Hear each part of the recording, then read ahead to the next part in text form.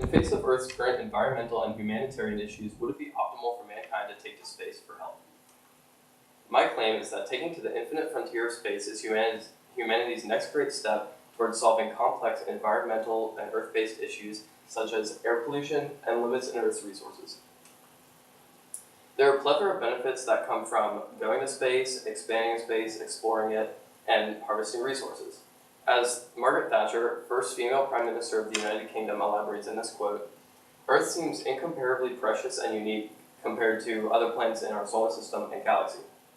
If we were to take the uniqueness of Earth and spread it to these so-called dead planets, then we would be able to prevent future catastrophe on Earth by spreading humanity throughout the solar system. So if anything happened to it, whether it's natural or human caused, the species wouldn't go extinct. But even if we can't permanently settle these locations, if we establish bases on them, we can collect resources which will be needed for other things I'll talk about further down the line. The first way we can take to space to solve complex environmental issues is through asteroid mining. So this is a study from researcher Andreas Hein, and it shows the carbon dioxide released from different asteroid mining operations, hypothetically of course. And carbon dioxide is bad for the environment as it can harm the ozone layer, which protects us from harmful UV rays. And so when compared to actual Earth-based mining operations, it's seen that Earth-based mining has a significantly higher kilogram amount of carbon dioxide released into the atmosphere. And even when it's only 33% Earth-based mining, it's still significantly higher, showing asteroid mining would be beneficial for the environment. There are two solutions to implement asteroid mining and make it even better. The first is shown in this diagram by the Canadian Space Agency and its satellite technology. So as this diagram shows, one of the benefits is that the satellites can determine the amount of pollutants in the air and whether they're human or natural caused. And so it can determine if Andreas Hein's study is actually projected to be true once we put asteroid mining into effect. Once we do put it into effect, we can harvest water from the asteroids for fuel and break it down into hydrogen and oxygen for the many rocket launches. So along with all these rocket launches and the immense fuel for them, we'll be able to bring in even more resources at a cleaner rate. Another humanitarian issue presented by Mark R. Montgomery, a population researcher, is that there's significant problems in urban slums and rural areas having to do with governments, whether they're too uncentralized or corrupt, and they often neglect their citizens' livelihood and don't supply them with basic forms of energy such as electricity, which I'll be talking about specifically. And this is bad because these urban slums are necessary for production of raw materials and agricultural goods, and there's ethical and humanitarian reasons as well. There are two forms of power we can implement that are almost infinite. The first is solar power. So light from the sun comes to these giant arrays of lightweight solar panels, and it transmits the energy to the Earth by use of microwaves anywhere on Earth with a tower. So it can go to even the farthest rural areas. And this is better than Earth-based solar panels because there's no atmosphere to reflect the light. The second form of energy is helium-3. So this helium-3 comes from the lunar surface. It's an isotope of helium found all throughout it. And when it reacts with deuterium, it produces energy, the same form of energy and reaction that powers the sun. So with these complex reactors, we can have almost infinite energy for humanity and the large populations in these urban slums. And it relates back to the asteroid mining, as it's extremely clean and produces no radioactive waste. There's one limitation for each of these. For fusion power, we need significant materials that can withstand the reactions given off. But we are making progress. Just 10 years ago, this Parker Solar Probe would not have been possible, and it plans to touch the corona of the sun in a few years. And then on the right, that is called space junk, and it has to do with the solar panels. When they break up and go out of commission, they create small metal fragments that travel around the Earth at high velocities, which can damage rockets leaving the atmosphere.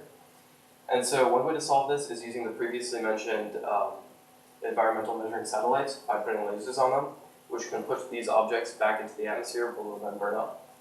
An overarching counter-argument to this is that it'll just take too many resources to implement these, but there's a solution, which is extraterrestrial colonization.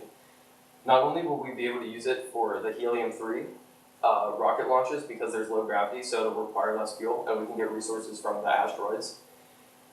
It's also a great place for a deep space telescope, and it'll solve another humanitarian issue, which is overpopulation.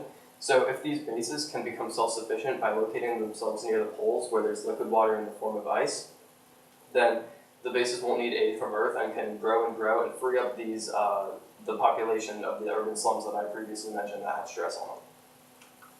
So overall, there are three main solutions to three problems, but they all work in connection with each other. The first is solving air pollution through asteroid mining, and we can use a type of fuel called AFM315E, which is eco-friendly for the many rocket launches. We can solve worldwide energy requirements through solar and fusion power, and this has to do with economics a little bit. So companies such as SpaceX can do more and more elaborate missions, as they've already been doing, which will fuel public support and interest. And so it'll create a new space race, which will produce new materials such as that needed for the violent fusion reactions. And on top of this, it'll create new job opportunities for the people in the urban slums or poor areas in scientific fields. Also, these companies will be enticed by the economic prospects of asteroid mining, of course, which will create competition.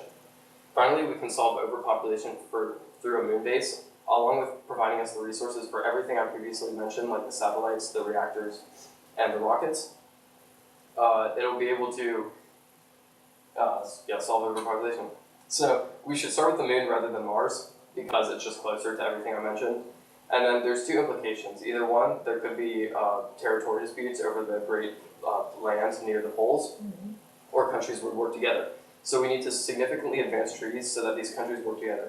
And with this, along with public support, companies competing with each other, public interest, and also scientific effort, these humanitarian and environmental issues will be solved in no time through the use of space.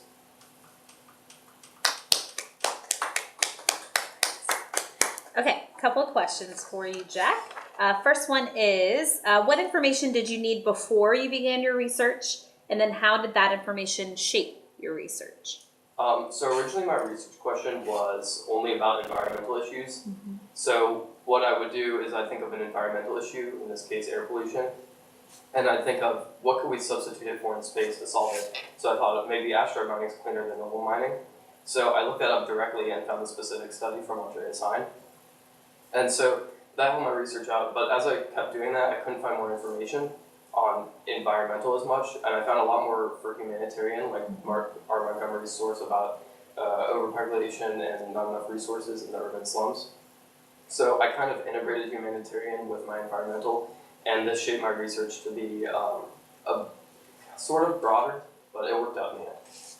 And then your second question, what advice would you have for other researchers who consider this topic?